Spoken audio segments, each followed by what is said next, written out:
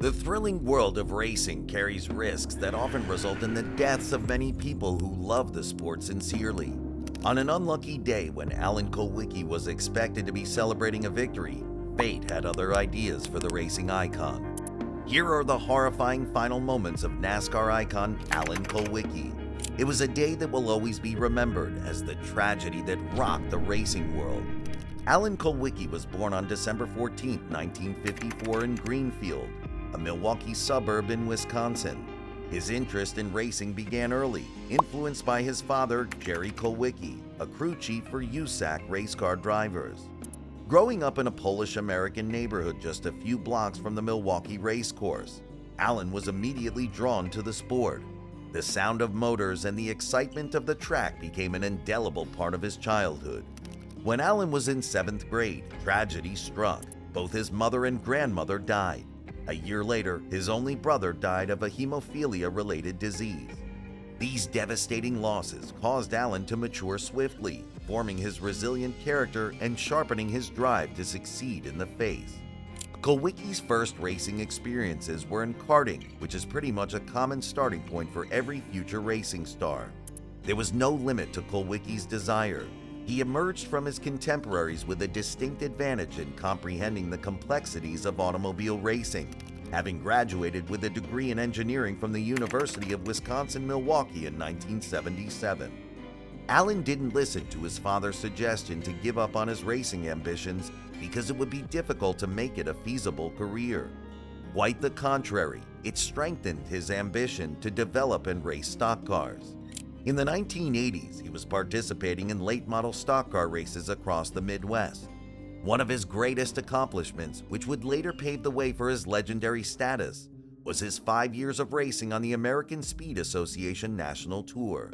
From 1981 to 1983, he was a driver for Transact Racing, and in 1983, he won his biggest race to date at Milwaukee with his racing team. However, Alan's increasing ambition soon proved to be a hindrance to him, as his drive combined with his perfectionist approach made him a challenging person to deal with. According to an article published by the University of North Carolina, the final straw was Kulwicki forgetting to publicly thank his crew members for their help in winning at Milwaukee. His one-of-a-kind deed would ultimately result in his release from his employment, as Transact promptly sacked him following his victory in the competition. But as you are presumably well aware by now, Kulwicki was a problem solver.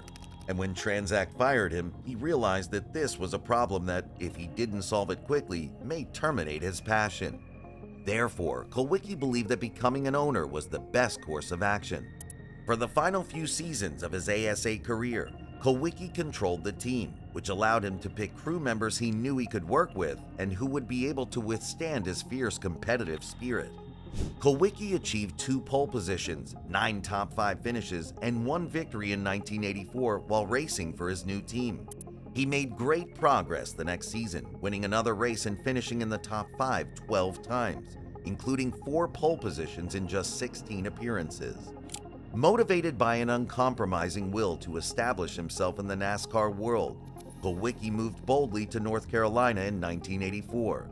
He didn't have a place to stay, money, or support from a significant sponsor when he came. With just his aspiration of becoming a NASCAR champion, he journeyed with a borrowed race car and pickup truck. Channeling Robert Kennedy's visionary spirit, Kulwicki stated, "Some men see things the way they are and ask why. I see things that never were and ask why not." And it was his unwavering will that drove him to relocate after audaciously liquidating everything he owned. Despite having very little money when he began his NASCAR career, he frequently worked on cars himself, a rare occurrence in the fiercely competitive world of professional racing. His early years were a never-ending struggle as he played with his little independent club against well-funded opponents. But after a difficult season, he finally made it big and was named NASCAR's Rookie of the Year. However, Kulwicki had his eyes set on another objective or honor. He became increasingly determined to win a NASCAR race, and his perseverance paid off in 1988 when he won his first NASCAR Winston Cup race in the season's second-to-last race at Phoenix International Raceway, following extended training from his crew chief, Paul Andrews. Kulwicki led 41 laps and won by 18.5 seconds over fellow race leader Ricky Rudd, whose car encountered mechanical troubles late in the race.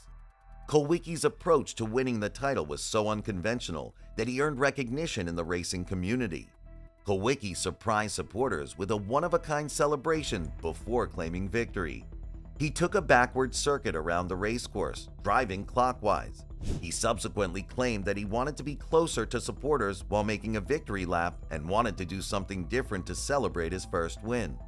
This joyful lap would later become his signature celebration, with Kulwicki referring to the clockwise round as a Polish victory lap in honor of his Polish heritage. By the end of the race, Kulwicki, who had started the 1991 season without a sponsor, had begun to attract sponsorship thanks to his charming determination, which was on full display during the Hooters 500 at Atlanta Motor Speedway. Kulwicki accomplished what many felt was impossible. He defeated Bill Elliott by 10 points to win the championship. This being his biggest win in his career yet, it would unfortunately be his last. However, it was an accomplishment that no one could take away from him, and it was this victory that set the stage for the events of April 1993. Kulwicki was flying high, both physically and metaphorically, having cemented his place as one of the sport's greats.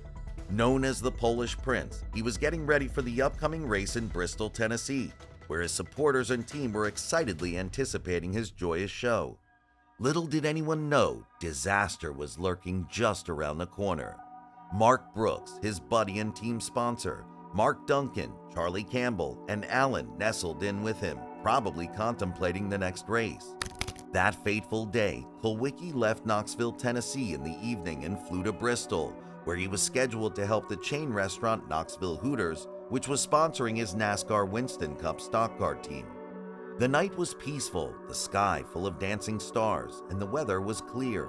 However, something went horribly wrong as they got closer to the Tri-Cities Regional Airport. The pilots reported a strange vibration as the aircraft dropped, and then, all of a sudden, a spooky silence came upon the cabin. The engines of the plane had failed. The pilots made a valiant effort to restore control during those crucial minutes, but things quickly got worse. Kulwicki, used to adrenaline rushes at high speeds and snap decisions, found himself a defenseless passenger in the middle of an unfathomable nightmare. 7 miles from the runway, the plane crashed into a mountainside as it fell out of the sky. It had a disastrous effect. One of NASCAR's brightest stars had fallen, and the site was marked by the burning debris that glowed in the darkness. Although emergency personnel came swiftly, it was already too late. Alan Kulwicki, along with everyone on board, had died. On a cold, dark, cloudy night almost 20 years ago, NASCAR lost its champion, Alan Kulwicki, in a Bluntville pasture. On a flight from Knoxville to Tri-Cities, an inquiry into the crash that took the life of the NASCAR legend was launched after it occurred by a team of investigators from the National Transportation Safety Board based in Washington. At a morning press conference held at the racecourse, Sullivan County Sheriff Keith Carr made a statement following months of meticulous investigation. The weather, we believe at this point, did not play a part.